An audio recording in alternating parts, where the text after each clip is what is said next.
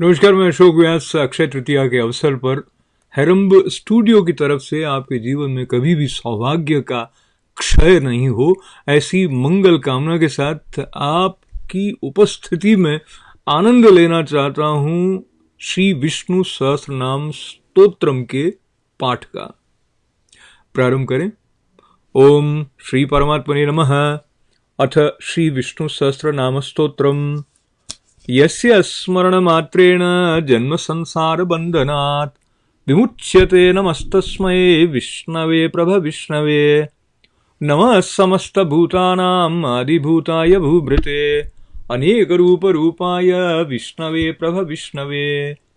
वैशंपायन उवाच श्रुत्वा धर्मान् शेषेण पावनानि च सर्वशः युधिष्ठिर शान्तनवं पुनरेवाभ्यभाषतः।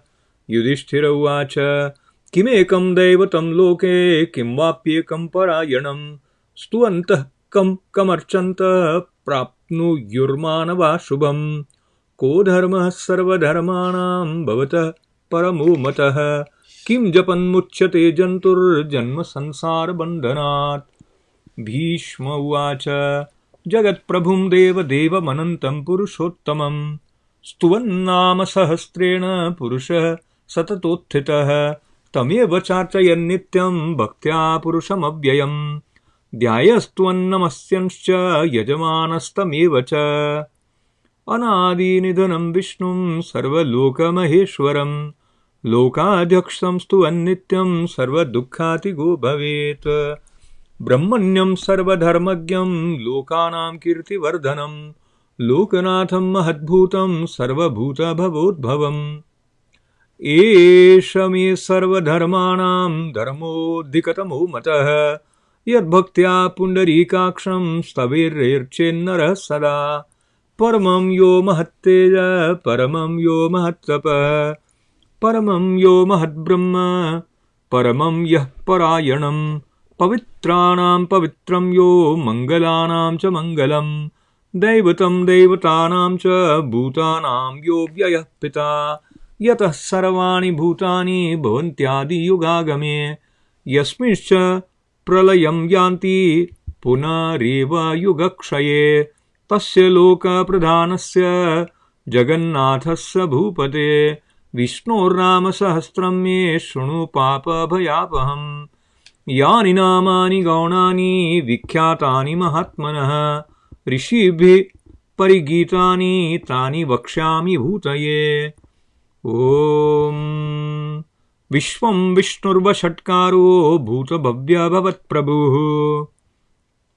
भूतकृद् भूतभृद्भावो भूतात्मा भूतभावनः भूतात्मा परमात्मा च मुक्तानां परमागतिः अव्ययः पुरुष साक्षी क्षेत्रज्ञोऽक्षर एव च। योगो वेदविदां नेता प्रधान पुरुषेश्वरः नारसिंहवपुः श्रीमान् केशवः पुरुषोत्तमः सर्वशर्वः शिवस्थाणुर्भूतादिनिधिरव्ययः संभवो भावनो भर्ता प्रभवः प्रभुरीश्वरः स्वयंभू शंभुरादित्य पुष्कराक्षो महास्वनः अनादिनिधनो धाता विधाता धातुरुत्तमः अप्रमेयो ऋषिकेशः पद्मनाभो मरप्रभुः विश्वकर्मा मनुस्त्वष्टा स्तविष्ठः स्थविरो ध्रुवः अग्राह्यः शाश्वतः कृष्णो लोहिताक्षः प्रतर्दनः प्रभुतस्त्रिक्कुब्धाम पवित्रं मंगलं परम्।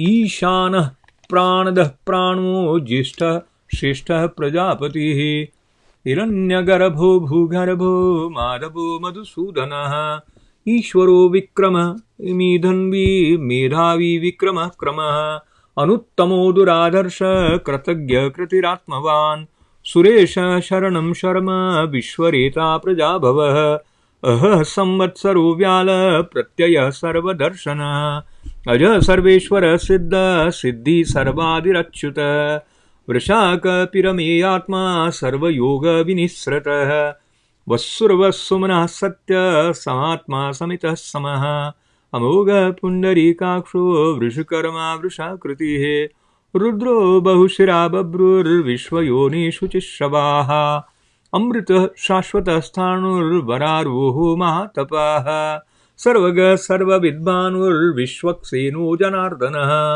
वेदो वेदविदव्यङ्गो वेदाङ्गो वेदवित्कविः लोकाध्यक्षः सुराध्यक्षो धर्माध्यक्षः कृताकृतः चतुरात्मा चतुर्व्यूहश्चतुर्द्रष्टश्चतुर्भुजः ब्राजिष्णुर्भोजनं भोक्ता सहिष्णुर्जगदाधिजः अनगो विजयो जेता विश्वयोनि पुनर्वसुः उपेन्द्रो वामनः प्रांशुर्मोघः शुचिरुर्जितः अतीन्द्रः संग्रह सर्गो धृतात्मा नियमो यमः वेद्यो वेद्य सदा योगी वीरः माधवो मधुः अतीन्द्रियो महामायो महोत्साहो महाबलः महाबुद्धिर्महावीर्यो महाशक्तिर्महाद्युतिः अनिर्देश्य वपु श्रीमान् मेयात्मा महदिदृक्कः महेश्वासो महीभरता श्रीनिवासः सतां गतिः अनिरुद्धः सुरानन्दो गोविन्दो गोविदाम्पतिः मरीचिर्दमनो हंसः सुपर्णो भुजगोत्तमः हिरण्यनाभः सुतपा पद्मनाभः प्रजापतिः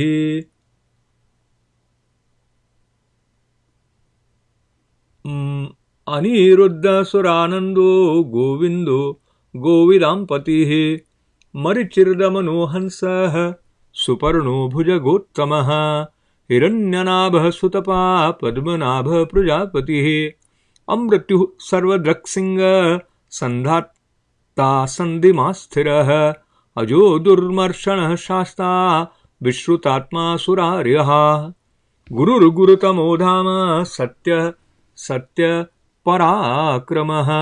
निमिषो निमिषस्रग्वी वाचस्पतिरुदारधिः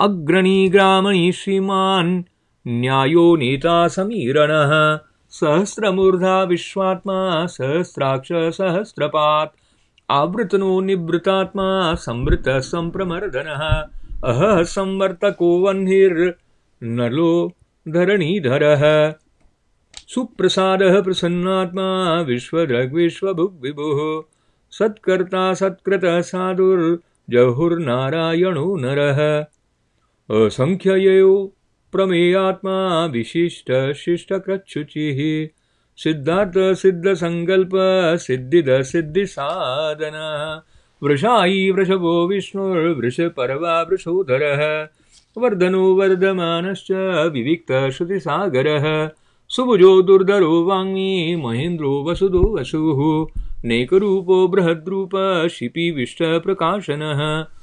ओजस्तेजोद्युतितर प्रकाशात्मा प्रतापनः रिद्धस्पष्टाक्षरो मन्त्रश्चन्द्रार्शुर्भास्करद्युतिः अमृतांशुद्भवो भानु शशबिन्दुसुरेश्वरः औषधः जगतः सेतुः सत्यधर्मपराक्रमः भूर्भव्यभवन्नाथः पवनः पावनो नलः कामः कामकृत्कान्तः कामः कामप्रभुः युगादिकृद्युगावरतो नैकमायो महाशनः अदृशयो व्यक्तरूपश्च सहस्रदित्तनन्तजेत् अदृश्यो व्यक्तरूपश्च सहस्रदिजिदनन्तजित् इष्टो विशिष्टः शिष्टेष्टः शिखण्डी नहुषो वृषः क्रोधः क्रोधकृत्कर्ता विश्वबाहुर्महीधरः अच्युतः प्रथितः प्राणदो वासवानुजः अपां निर्दिष्टानमप्रमत्तः प्रतिष्ठितः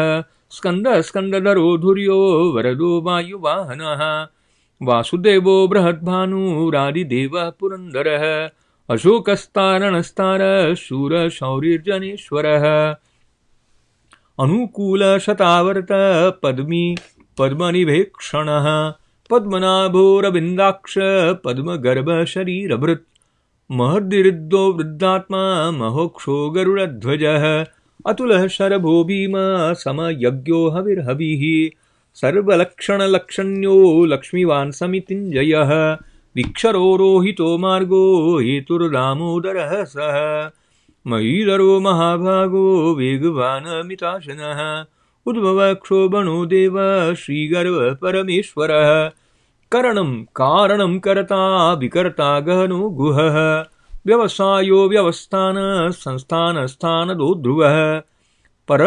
परमस्पष्टस्तुष्टः पुष्टः शुभेक्षणः रामो विरामो विरजो मार्गो नेयो नयो नयः वीरः शक्तिमतां श्रेष्ठो धर्मो धर्मविदुत्तमः वैकुण्ठः पुरुषः प्राणदः प्रणवः प्रथुः हिरण्यगर्भः शत्रुघ्नो व्याप्तो वायुरथोक्षजः ऋतुः सुदर्शनः कालः परमेष्ठी परिगृहः उग्रः संवत्सरो दक्षो विश्रामो विश्वदक्षिणः विस्तारस्थावरस्थाणु प्रमाणं बीजमव्ययम् अर्थोऽनर्थो महाकोशो महाभोगो महाधनः अनिर्विन्नस्तविष्टो भूर्धर्म यूपो महामखः नक्षत्रनेमि नक्षत्री क्षमक्षाम समीहनः यज्ञयुज्यो महेज्यश्च क्रतुः सत्रं सतां गतिः सर्वदर्शी विमुक्तात्मा सर्वज्ञो ज्ञानमुत्तमम् सुव्रतः सुमुखः सूक्ष्मः सुघोषः सुखदः सुरत्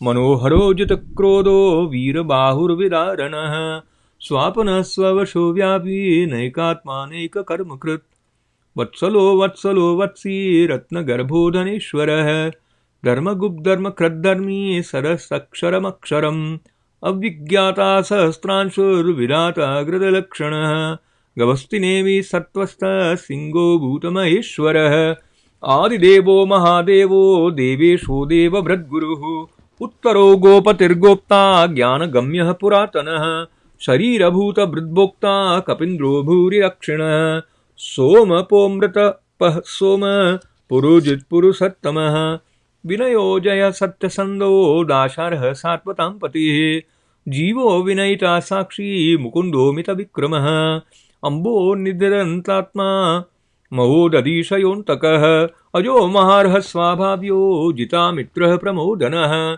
आनन्दरो नन्दनो नन्द सत्यधर्मा त्रिविक्रमः महर्षि कपिलाचार्य कृतज्ञो मेदिनीपतिः त्रिपदस्त्रिदशाध्यक्षो महासङ्घः कृताङ्कृत महावराहो गोविन्द सुषेण कनकाङ्गदी गुह्यो गभीरो गहनो गुप्तश्चक्रगदाधरः वेलासाङ्गोजितः कृष्णो दृढसङ्कर्षणोच्युतः वरुणो वारणो वृक्ष पुष्कराक्षो महामनाः भगवान् भगानन्दी वनमाली हलायुधः आदित्यो ज्योतिरादित्य सहिष्णुर्गतिसत्तमः सुधन्वाखण्डपरशुर्दारुणो द्रविणप्रदः दिविस्रक्प्रस्रक् व्यग्व्यासो वाचस्पतिरयो निजः त्रिसामासामगसाम निर्वाणं वेषजं विषक् सन्न्यासकृच्छमः शान्तो निष्ठा शान्तिपरायणम् शुभाङ्गः शान्तिदसृष्टा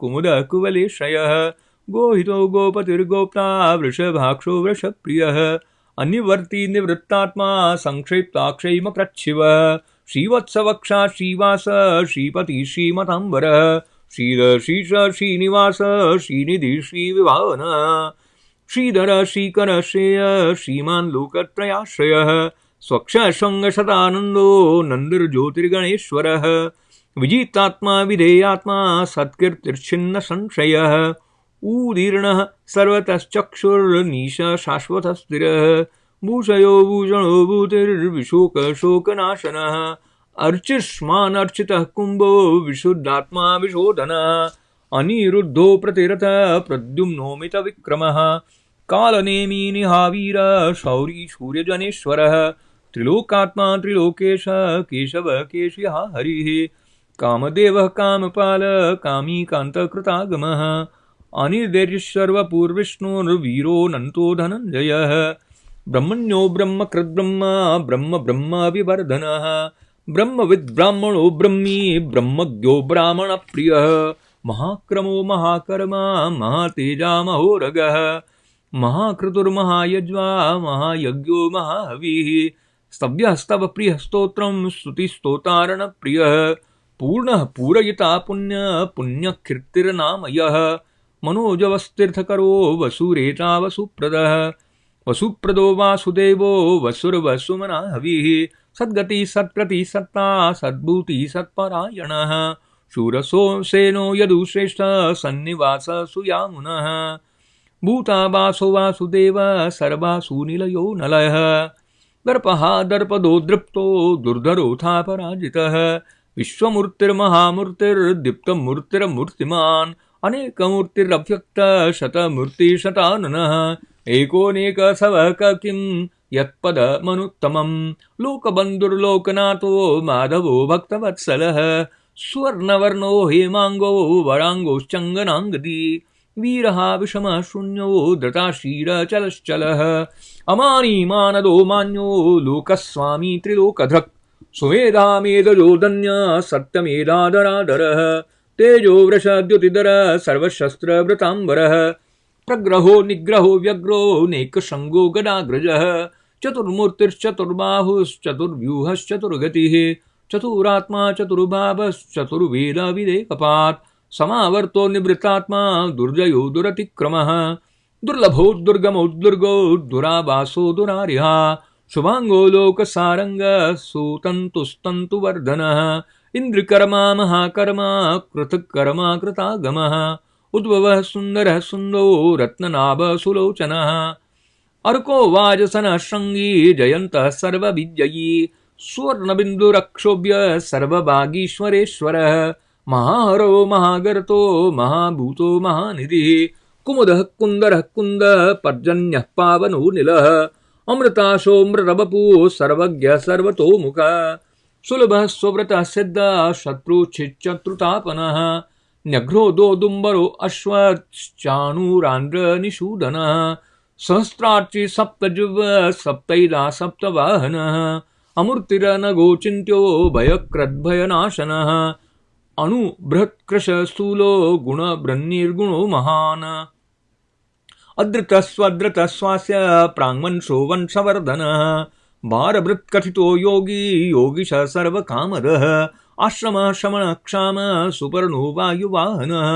धनुर्धरो धनुर्वेदो दण्डो दमयिता दमः अपराजितः सर्वसहो नियन्ता नियमो यमः सत्त्ववान् सात्विकः सत्य सत्यधर्मपरायणः अभिप्रायः प्रियाहुरः प्रियकृत्प्रीतिवर्धनः भूयाय सगतिर्ज्योति सुरुचिर्हुतभुक् विभुः रविर्विरोचनः सूर्यः सविता रविलोचनः अनन्तो हुतभुक्भोक्ता सुखदो नैकजोग्रजः अनिर्भिन्नः सदामर्षि लोकाधिष्ठानमद्भुतः सनातनतमः कपिलः कपिरप्ययः स्वस्तिदः स्वस्तिकृत् स्वस्ति स्वस्ति भुक् स्वस्ति दक्षिणः रौद्रः कुण्डलीचक्री विक्रमयुर्जितशासनः शब्दातिगः शब्दसः शिशिरः शर्वकिरीकरः अक्रूरः पेशलो दक्षो दक्षिणक्षमिणाम्बरः विद्वत्तमो वीतभयः पुण्यः श्रवणकीर्तनः उत्तारणो दुष्कृतयः पुण्यो दुःस्वप्ननाशनः वीरः रक्षणः सन्तो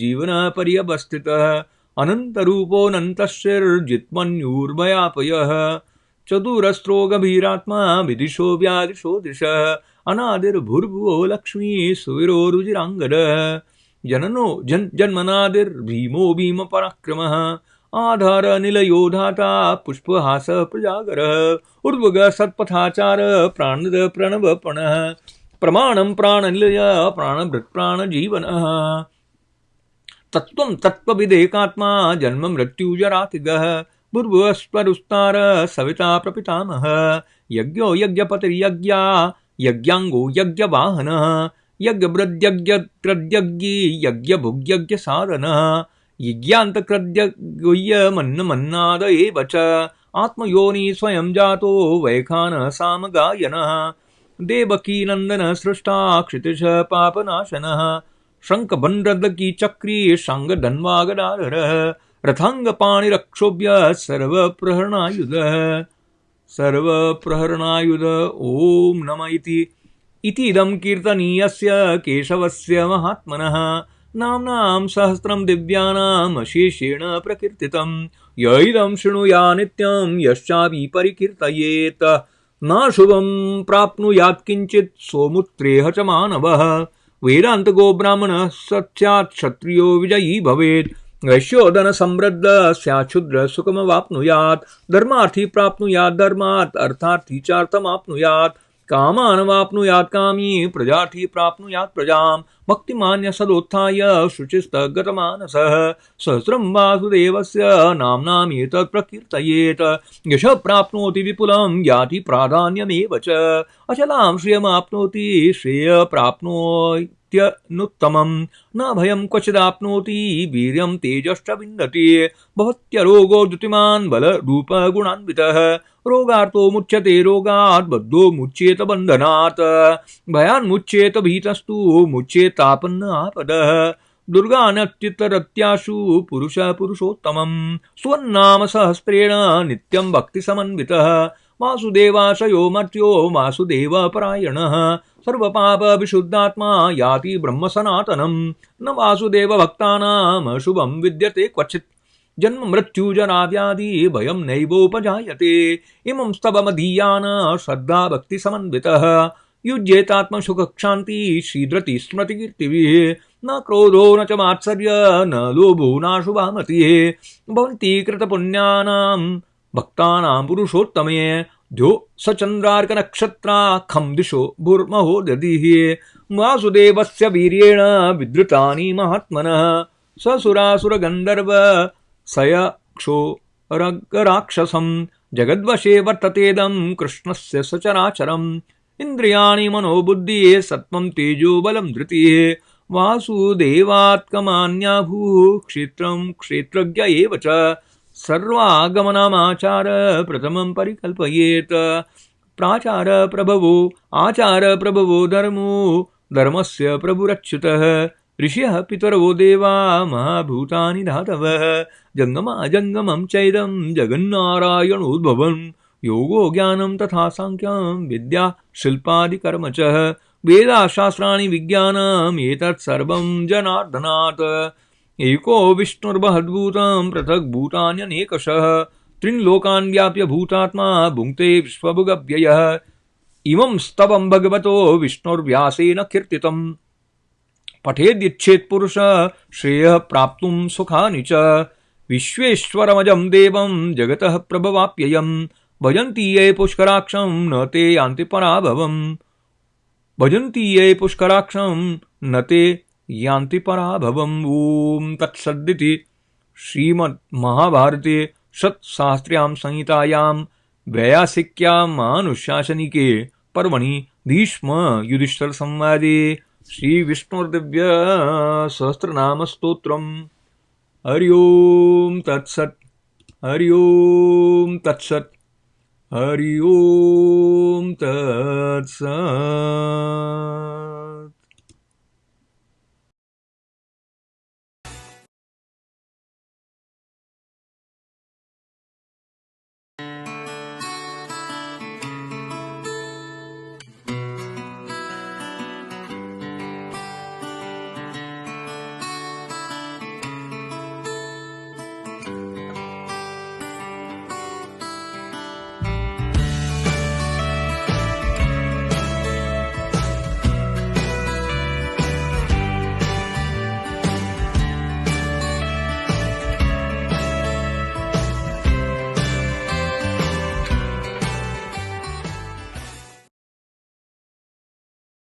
को समझने के लिए मैं स्वागत कर रहा हूं वेदांत के वेदों के साथ अपना श्रद्धा का संबंध रखने वाले और बचपन से ही भारतीय परंपरा को अपनाने के लिए निष्ठा से जुड़े हुए हमारे आत्मीय शास्त्री जगदीश त्रिपाठी जी। जगदीश त्रिपाठी जी, आपको स्वागत है। नमस्कार, प्रणाम है आपको। नमस्कार व्यास जी। तो आपको बधाइयाँ हैं अक्षय तृतीया की। और जैसे तो अक्षय शब्द तो अब लोग तो एक फिल्म अभिनेता के नाम से भी जानते हैं। आप बताइए अक्षय तृतीया का क्या उसकी कथा है? तो विभिन्न कथाएं हैं व्यास जी, पर एक कथा जो मैंने संतों के मुख से अपने गुरुकुल के जीवन में सुनी थी वो कथा पहले सुनाता हूँ, फिर एक दो कथाएं और उससे जो जुड़ी हैं, और उसके संदर्भ में अक्षय तृतीया में काफी चीजें जुड़ी हैं, पर एक जो कथा है जी वो सुनाता हूँ। तो हम सबको पता है बद्रीनाथ भगवान, जहाँ भगवान नारायण तपस्या में लीन है, वो हम सबको पता है। तो उसे बद्री वन भी कहा जाता है, और वो वहाँ नर नारायण नाम के दो पर्वत हैं। तो वहाँ अलकनंदा के किनारे एक कुटिया में, एक गुफा में भगवान शिव माँ जगदम्बा पार्वती के साथ में साधनारत थे, ध्यान अवस्था में है, अपनी साधना वहां कर रहे थे। भगवान नारायण को एक दिन ऐसा लगा वैकुंठ में कि मुझे हिमालय में जाकर के और भगवती अलकनंदा के वहां पे जाके तपस्या करनी चाहिए। जी तो भगवान नारायण ने क्या किया कि वहां से आए, और उन्होंने देखा जिस कुटिया में भगवती अम्बा पार्वती और भगवान भोलेनाथ विराजमान है, तो उस कुटिया के बाहर जाकर के भगवान नारायण खड़े हो गए, और उन्होंने अपना स्वरूप जो है ना एक छोटे से बालक का बना लिया, जी और बाहर जाके कुटिया के, और भगवान जो नारायण है जो बाल स्वरूप में है वो रुदन करने लग गए। जी रुदन करने लगे तो माँ पार्वती ने भगवान भोलेनाथ से कहा कि प्रभु बाहर कोई शायद है और कोई रोदन कर रहा है। भगवान शंकर ने कहा कि देखो बाहर मत जाना और दरवाजा भी मत खोलना, और जो बाहर है उसको अंदर मत लाना, क्योंकि मुझे पता है वो कौन है। तो भगवती पार्वती जी ने कहा कि नहीं भोलेनाथ, देखना चाहिए, कोई बालक रोदन कर रहा है। तो माँ जगदम्बा बाहर गई और देखा कि बालक एक रुदन कर रहे हैं। तो वो बड़े बड़े सुंदर, बहुत विलक्षण बालक को देखा। माँ पार्वती ने उन्हें अंदर लिया, और अंदर लेकर के उन्होंने देखा कि ये तो बहुत सुंदर बालक है, और उसको कुछ भोजन इत्यादि करा के उन्होंने कुटिया में सुला दिया। भगवान शंकर और भगवती पार्वती दोनों अलकनंदा में स्नान के लिए चले गए। जी स्नान के लिए गए, और जब स्नान करके वापस आए तो देखा कि कुटिया का जो दरवाजा है जी वो अंदर से बंद है। जी तो दरवाजे में दस्तक दी तो दरवाजा खुला नहीं। तो दरवाजे में थोड़ी सी जो दरार थी या कोई भी जगह से उन्होंने अंदर कुटिया में देखा, तो भगवान नारायण ध्यान अवस्था में बैठे हुए हैं जी उस कुटिया में। वाह तो भगवान शंकर ने पार्वती अम्बा से कहा कि ये तो मेरे प्रभु हैं, और ये साधना में ध्यान अवस्था में बैठे हैं, और अब इनको ध्यान से ध्यान भंग करना ठीक नहीं है। तो भगवान शिव वहां से, ये जो बद्रीवन है, इससे दूसरे पहाड़ के दूसरी तरफ, पर्वतों की दूसरी तरफ को चले गए, और वो गलियों के रास्ते गए। तो गली को संस्कृत में केदार बोलते हैं। जी तो वो जिस गली के माध्यम से गए, तो जाकर के फिर वो पर्वत के पीछे के पहाड़ पर बैठ करके वो साधना में रत हो गए भगवान शंकर वहां। इसलिए वो केदारनाथ कहलाए। क्या बात केदार से गए तो वो केदारनाथ कहलाए। तो वहां पे जाके वो साधना रत हो गए भगवान शंकर। और भगवान विष्णु यहाँ पर साधना में रत हैं, इस नर नारायण पर्वत की यहाँ पे, इस गुफा में, इस कुटिया में। जी काफी समय हो गया, तो भगवती लक्ष्मी जी ने कहा कि मेरे जो स्वामी है वो गए थे, अभी तक वापस नहीं आए, हाँ मैं हाँ देखूं कहाँ है। तो वो आई बैकुंठ से और धराधाम पर आई, हिमालय पर गई। तो वहां पे उन्होंने देखा कि भगवान उस कुटिया में साधनारत हैं। क्या बात तो काफी दिन से भगवान साधनारत थे। तो कुटिया के ऊपर से, अब वो कुटिया ही थी, तो ठंडी की ऋतु थी, और ठंडी के समय में उस कुटिया के ऊपर से थोड़ी थोड़ी बर्फ भी उनके ऊपर पड़ रही थी। जी थोड़ी थोड़ी बर्फ पड़ रही थी। तो लक्ष्मी जी ने कहा कि मेरे स्वामी अंदर अंदर साधनारत हैं, और अगर मैं इनको ये विघ्न करती हूँ तो साधना में विघ्न पड़ेगा, ये भी उचित नहीं, और इनके ऊपर बर्फ पड़ रही, तो मैं क्या करूं। तो जो लक्ष्मी जी हैं उन्होंने ही बद्री, बेर के पेड़ों का स्वरूप धारण कर लिया वहीं कुटिया के पास में। और उससे उस पूरी कुटिया को आच्छादित कर दिया, ताकि बाहर से पड़ने वाली जो ठंडी है और जो बर्फ है वो कुटिया के अंदर भगवान के ऊपर न जाए। वाह। तो चारों तरफ से वो बदरी के वृक्षों, जो लक्ष्मी जी ही बन गई, उन्होंने उसको आच्छादित कर लिया, तो बर्फ पड़नी बंद हो गई और लक्ष्मी जी उसी स्वरूप में वहां पर अवस्थित रही। भगवान नारायण साधना में रत रहते रहे, बहुत काल बीता। फिर ये जो वैशाख शुक्ल की तृतीया है, शुक्ल पक्ष की तृतीया, आज की तिथि है, आज के दिन भगवान ने अपनी की साधना पूर्ण हुई और उन्होंने कुटिया का दरवाजा खोला, बाहर निकले। तो जब दरवाजा खोला, बाहर निकले भगवान आंख खोल करके, तो उन्होंने देखा कि लक्ष्मी जी वहां बद्री के रूप में अवस्थित हैं। तो उस भगवान नारायण ने कहा कि देवी, आप ने इतनी कठिन साधना, मैं तो साधना में था और आपने मेरे लिए इतना कठोर श्रम और कठोर साधना की, इसलिए इस स्थान का नाम बद्रीवन होता है। और ये जो तिथि है आज की, आपके नाम से जानी जाएगी। आपकी जो इस दिन आराधना करेगा, पूजन करेगा, उसको मनवांछित फल की प्राप्ति होगी। और आज के दिन में किया गया जो भी कृत्य है, जो भी शुभ कर्म है, उसका कभी क्षय नहीं होगा। और इसीलिए आज के दिन ही आप देखेंगे तो बद्रीनाथ के जो अक्षय तृतीया के दिन है, कपाट खुलते हैं, क्योंकि आज ही भगवान ने वो दरवाजा खोला, कपाट खुले। तो आज से बद्रीनाथ की पूजा अक्षय तृतीया के दिन से आरंभ होती है। तो एक तो ये कथा है, और तो दूसरी बद्रीनारायण कथा, भगवान की जय जयकार करते जय हुए हो ये जय जो हो। कथा है, ये हम में से कई लोगों ने पहली बार सुनी। हालांकि होना तो ये चाहिए था कि हमको बचपन से कथा पता होती, लेकिन हमारा जो हमारा जो वांग्मय है वो इतना समृद्ध है कि उसमें बहुत सारे हिस्से हैं और हमें पता नहीं है। पर आज आपने ये जो अक्षय तृतीया की कथा सुनाई, और फिर से कहीं एक उत्साह जागता है कि भाई इतनी तपस्या के बाद आज भगवान ने दर्शन दिए फिर से। और इसमें बहुत सारे ऐसे सूत्र हैं जो जितना हम मनन करेंगे उतना उसमें गहरे उतरेंगे। पर अगर गहराई तक नहीं नहीं जाए त्रिपाठी जी, तो और एक कथा जो आप सुना रहे हैं उसको सुनाने से पहले आप बताएं कि अक्षय तृतीया को मनाने के लिए क्या किया जाता है और क्या किया जा सकता है। अभी जैसे दिन है तो सब घरों में बैठे हैं, तो भी कुछ ऐसा होगा जो अक्षय तृतीया के निमित्त कर सकते हैं। तो देखिए क्या है कि बहुत सारी परंपराएं, जैसे आपने कहा कि हमारी जो संस्कृति है, हमारी जो परंपरा है, वो विराट है और अथाह है, अगाध है।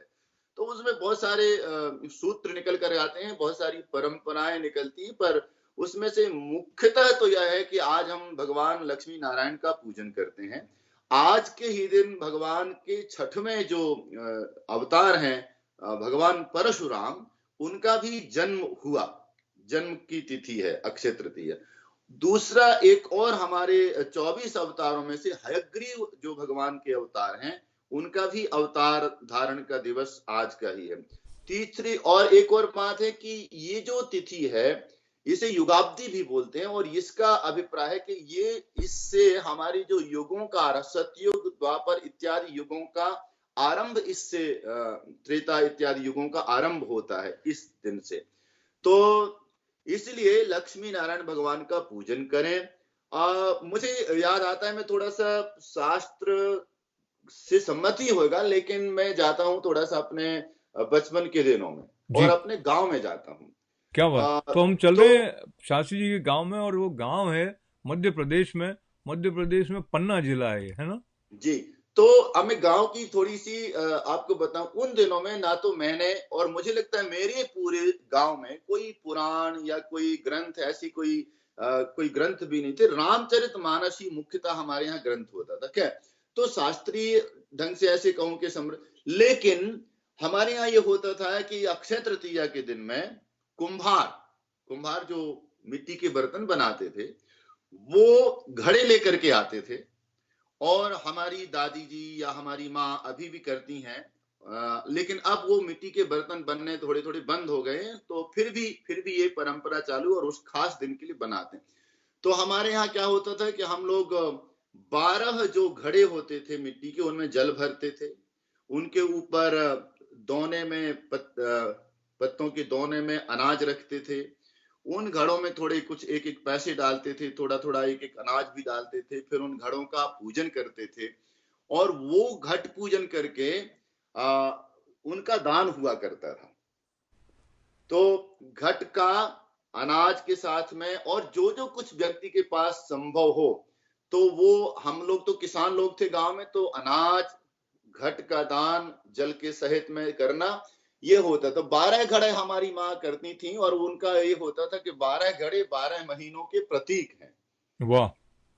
तो और उनमें फिर वो उससे स्लेट की जो बत्ती होती थी, चौक से उसमें मैं मुझे याद है, मैं लिखता था कि चैत्र वैशाख ज्येष्ठ आषाढ़ श्रावण भाद्र, है ना, कार्तिक इत्यादि 12 महीनों के नाम लिखते थे। तो इस तरह से गांव में हम अक्षय तृतीया का मनाते थे। तब हमें कुछ पता नहीं था कि किसका, या कि परशुराम जी का जन्म हुआ है, कि ये बद्रीवन की कथा क्या है, कि यह ग्रीव जी का अवतार है, पर ये परंपराएं चली आ रही थी और इस तरह से हम लोग उसको मनाते थे, पूजन करते थे। वट का जो हमारे यहाँ बरगद के पेड़ के पास जाकर के उसका पूजन करती थी। वट में जो है ना, भगवान का ध्यान करके सब लोग, महिलाएं वहां जाकर के पूजन करती थी। तो इस तरह से भगवान नारायण के पूजन का खास करके ये दिन है और उन्हीं का पूजन होता है।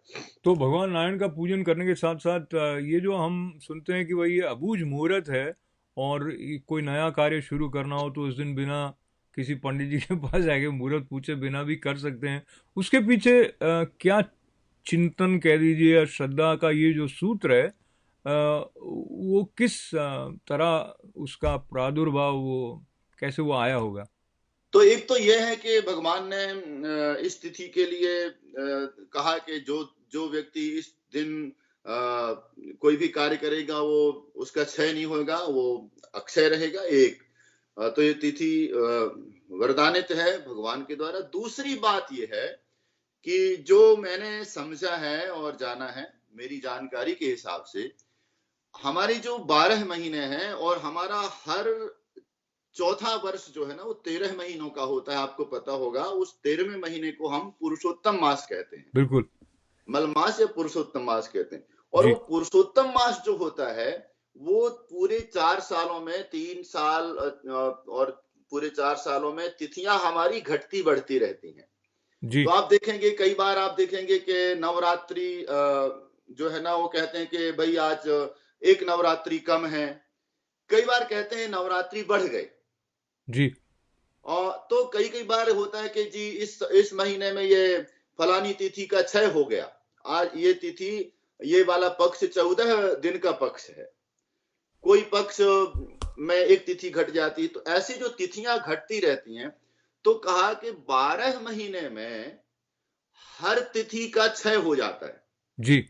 तिथि क्षय। लेकिन वैशाख शुक्ल की जो तृतीया है, इसका क्षय कभी नहीं होता। जी। एस्ट्रोलॉजिकली उसके हिसाब से, ज्योतिष की गणना के उसमें, अब उसके पीछे रहस्य क्या है उस तो ज्यादा मुझे पता नहीं, पर इतना मुझे जरूर पता है कि सब तिथियों का क्षय हो जाता है।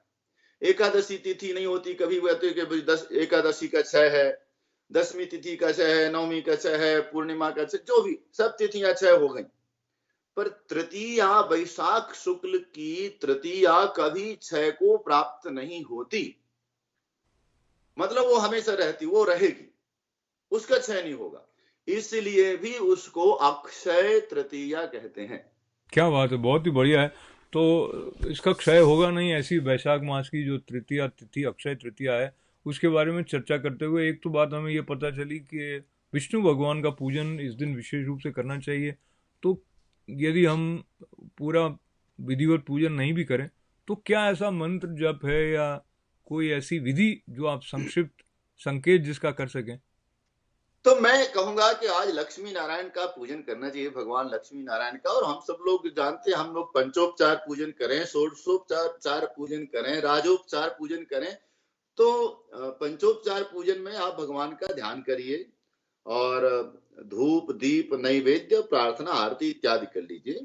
षोडशोपचार में आप भगवान का आवाहन करिए, भगवान को पाद्य, अर्घ, आचमनीयम, स्नानम, वस्त्र, धूप, दीप, नैवेद्य, पुष्पांजलि इत्यादि करके ये इस तरह से भी पूजन करें जो भी आपके लिए संभव हो। और विशेष मंत्र आपको नहीं आते हैं, बिल्कुल आवश्यकता नहीं है, आवश्यक है अगर आप कर सके तो आवश्यक, मतलब, लेकिन ये आपको मंत्र नहीं आते तो आप ये मत समझे कि मुझे मंत्र नहीं आते या पंडित जी मेरे पास नहीं है तो मैं कैसे पूजन करूं। तो माता सबरी जैसे पूजन कर रही हैं भगवान का, उस तरह से आप कर सकते हैं। तो भगवान की अगर कोई छाया चित्र है, भगवान की कोई प्रतिमा है, तो भगवान की प्रतिमा आप सामने रखें। कलश जरूर आप, अगर हो सकता है तो आज के दिन जिनके पास ये संभव हो, मिट्टी के कलश में जल भर के रखें और उसके ऊपर अनाज का एक कटोरी या दोना में रख लें, उसके ऊपर एक दीपक प्रज्वलित करने, इस तरह से कर सकते हैं। तो संभव नहीं हो सकता है तो जो भी धातु के ताम्र पात्र में, तांबे के लोटे में या पीतल के लोटे में या स्टील के लोटे में कलश रख लें और फिर कलश पर जो भी संभव, यदि नहीं संभव पंच पल्लव लगाएं, नारियल रखें, फिर कलश में ही आप नारायण का पूजन कर सकते हैं। तो ये करें और ओम नमो भगवते वासुदेवाय इस मंत्र का ही आप जप कर लें जितना संभव हो आपके लिए।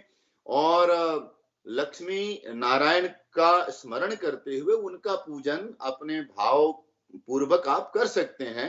उन्हें अर्घ्य निवेदन करें, पाद्य निवेदन करें, आवाहन करें, उनका उन्हें धूप दिखाएं, दीप दिखाएं, नैवेद्य अर्पण करें, पुष्पांजलि करें और भगवान को प्रणत हो जाएं। बस ये संक्षिप्त सी पूजा ऐसे भी कर सकते ये हैं। बहुत ही संक्षिप्त में ओम नमो भगवते वासुदेवाय के जप के बारे में आपने जो संकेत किया है, तो इसमें मुझे ऐसा स्मरण आता है कि जब ध्रुव जो हैं वो अपने घर से निकले थे माँ से नाराज होके, फिर आशीर्वाद लेके, और नारद जी ने जिस मंत्र का उनको उपदेश दिया था वो नारद जी द्वारा उनको ओम नमो भगवते वासुदेवाय मंत्र प्राप्त हुआ था, जिसके बाद में क्या क्या हुआ वो सब तो हमने सुना ही है।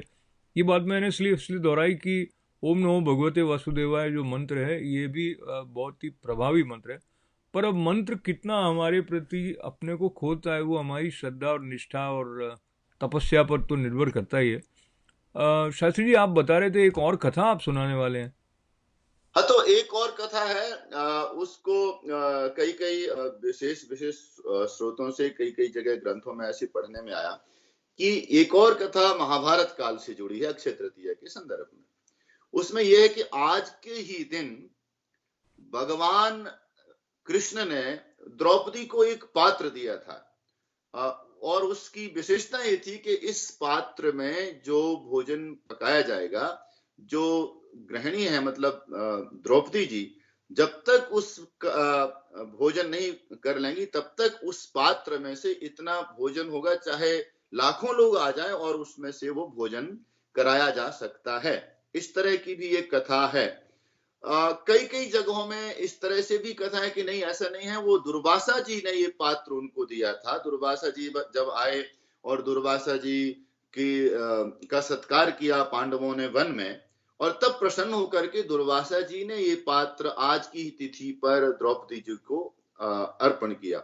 जो भी हो, पर ये भी इस तरह से जुड़ी है। एक दूसरी कथा महाभारत में ऐसे भी है कि एक धर्मदास नाम के कोई महाजन हुआ करते थे, सेठ थे, साहूकार थे, परिवार बहुत बड़ा था और बड़े निर्धन थे। तो परिवार का भरण पोषण भी उनके लिए बहुत सहज नहीं था, बहुत कठिनता के साथ में वो अपने परिवार का भरण पोषण करते थे। लेकिन वो अक्षय तृतीया के दिन भगवान का पूजन करते और अपनी तरफ से जो भी हो ब्राह्मणों को दान करते, जितना भी संभव होता। तो जब वो करते और हर साल जब अक्षय तृतीया आती तो उनका नियम था कि मुझे जो है ना आज के दिन भगवान का पूजन करके और ब्राह्मणों को दान जरूर करना है। परिवार वाले, उनकी स्वयं की पत्नी भी सोचती थी कि ये बताओ हमारे घर में स्वयं के लिए बहुत धन नहीं है, हमारा परिपूर्णता हो नहीं पाती, पर ये दान करते हैं। पर वो सब चीजों को साइड में रखते हुए वो अपनी परंपरा को और अपने उस व्रत को लेकर के चलते थे। कहते हैं कि वो वृद्ध हो गए और उनका देहांत हो गया, लेकिन तब तक वो इस अक्षय तृतीया के व्रत को करते रहे। उन्होंने फिर से देह को प्राप्त किया, फिर से उनका पुनर्जन्म हुआ, तो वो कुशावर्त के बहुत बड़े प्रतापी राजा बने और बहुत प्रतापी, बहुत धनवान, बहुत ऐश्वर्यशाली रहे। लेकिन उस जन्म में भी वो अक्षय तृतीया का व्रत और पूजन करते रहे। तो अभिप्राय यह है कि एक यह भी कथा है कि अक्षय तृतीया पर का व्रत और पूजन करने के प्रभाव से वो जो वैश्य हैं वो अगले जन्म में बहुत बड़े प्रतापी राजा होते हैं। तो ना सिर्फ अभी हमारा अगला जन्म भी सुधरता है हमारे आज के द्वारा किए गए कृत्यों के द्वारा। बहुत ही बढ़िया। तो अगले जन्म से वापस इसी जन्म की तरफ भी ध्यान दें तो अक्षय तृतीया के संदर्भ को लेते हुए एक अक्षय पात्र नाम से बहुत अच्छा सेवा से जुड़ा हुआ प्रकल्प चलता है जो बड़े पैमाने पर बच्चों के लिए भोजन की व्यवस्था भारत में करता है। अक्षय शब्द को लेते हुए फिर एक बार जब मैं शास्त्री जगदीश त्रिपाठी जी का धन्यवाद इस दिवस के साथ जुड़ी हुई कथाएं हमारे साथ सुनाने के लिए कर रहा हूँ, तो एक और अनुरोध ये है कि ये वाले जो दिन हैं तो सभी के निरोग होने की प्रार्थना के साथ साथ में स्थितियां फिर से सामान्य हो ऐसी भी प्रार्थना सबके मन में है, और कुछ नया करने की जो भावना और आवश्यकता रहती है उस दृष्टि से यदि घर पे बैठे बैठे ही कुछ नया कार्य करने का उत्साह से संकल्प किया जाए, और आजकल तो इंटरनेट का ज़माना है तो कुछ न कुछ सूत्रपात फ़ोन के द्वारा या किया जा सकता है। तो उस दृष्टि से आप क्या मानते हैं ये अक्षय तृतीया के दिन को कैसे अपनाया जाए अभी की परिस्थितियों में, व्यावहारिक दृष्टि से इस दिवस में छुपे हुए जो मंगलमय स्पंदन है उनका लाभ कैसे लिया जाए? ये तो बहुत एक्चुअली मैं इसका समर्थन तो नहीं करता हूँ कि लॉकडाउन बहुत अच्छी बात है, तो ठीक नहीं है, लेकिन साधना की दृष्टि से बहुत अच्छा है। हम घर में बैठ करके भगवान का ध्यान कर सकते हैं और हमें हमारे चिंतन में भी इस समय कोई बहुत सारी चीजें नहीं है क्योंकि हमें पता है बाहर कुछ है नहीं, तो हम अंतर यात्रा में चलें। एक तो बहिर यात्रा है बाहर की और हम अंतर यात्रा में जाएं तो अपने ही अंतर में बैठे हुए परमात्मा का चिंतन करें, अपने घर में बैठे भगवान का चिंतन करें, भगवान का ध्यान करें, कुछ जप करें और कुछ स्तोत्रों का पाठ करें। यदि आपके पास जो भी ग्रंथ है कुछ भी नहीं है, रामचरितमानस तो है, रामायण का पाठ करिए, नहीं है हनुमान चालीसा का पाठ करिए, तो कुछ ना कुछ आप अक्षय तृतीया के दिन जो भी आप करेंगे उसका मतलब ये नहीं है कि आप जो करेंगे वो अक्षय होगा। यदि आप आज साधना करेंगे तो आपकी साधना अक्षय होगी, आज आप जप करेंगे तो जप अक्षय होगा, आप आनंदित रहेंगे तो आपका आनंद अक्षय होगा। यदि आपको अक्षय आनंद की, जिस आनंद का कोई क्षय न हो, तो आप अक्षय तृतीया के दिन बहुत सोलह आनंदित रहिए। अपने मित्रों परिजनों को फोन के माध्यम से इस तरह जैसे मैं और आप जुड़े हैं इस तरह से भी जोड़ करके आपस में संवाद करें, भगवान की कथाएं करें और आपस में थोड़ी स्तोत्रों का पाठ करें, चैंटिंग करें, थोड़ी मेडिटेशन करें, भगवान के की आरती करें। कुछ नहीं आता, ओम जय जगदीश हरे तो आता है, ओम नमो भगवते वासुदेवाय तो आता है, हनुमान चालीसा तो आता है, जो भी आता है उतना ही करें। अपने संपूर्ण परिवार के साथ बैठ करके भगवान की आराधना करें, ध्यान करें, चिंतन करें, मनन करें और शास्त्रों का अध्ययन करें, तो ये संभव है। धन्यवाद है शास्त्री जगदीश त्रिपाठी जी के साथ अक्षय तृतीया के निमित्त ये जो छोटा सा सत्संग करने का अवसर हमें मिला उसके लिए भगवान का आभार करें, धन्यवाद करें, शास्त्री जगदीश त्रिपाठी जी का धन्यवाद करें, और आप हमारे साथ जुड़े इसके लिए मंगल कामनाओं के साथ आपका भी आभार है। अशोक व्यास को अनुमति दें। नमस्कार। नमस्ते व्यास जी।